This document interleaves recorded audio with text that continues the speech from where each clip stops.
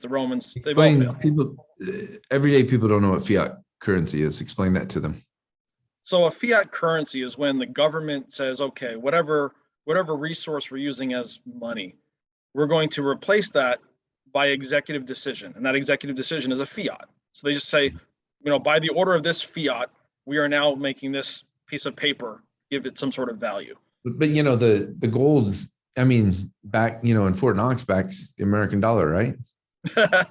It did until 1971, thanks to Nixon. So when Nixon took us off the gold standard, now that piece of paper in our wallet is just backed by the good old faith and the trust of the US government.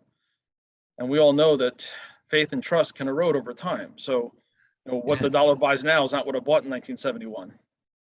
It's interesting because you look at, history of currency and money and I had Rachel Neighbors on, and we're talking about, history of money, and she's, has a pretty good understanding of wealth and pretty good understanding of crypto and other things. And she felt pretty strongly, we felt pretty strongly that the crypto was going to become an American currency. There's going to be a cryptocurrency come, we think, released by our government someday.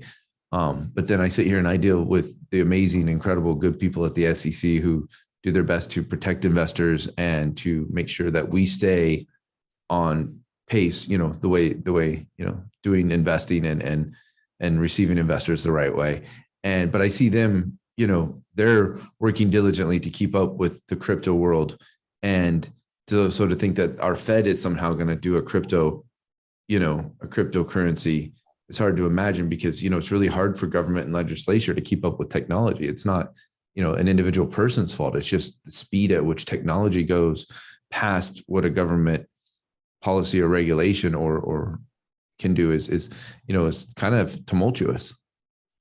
Yeah, certainly. And look, crypto, obviously people measure things against Bitcoin, but all these other altcoins, whether it's Ethereum or something else, there is value there. People are trading it. People are mining it. Things are trading back and forth. And so, as a means of exchange, if it's being used, it's being used. And so if the US dollar in its current situation collapses, then what?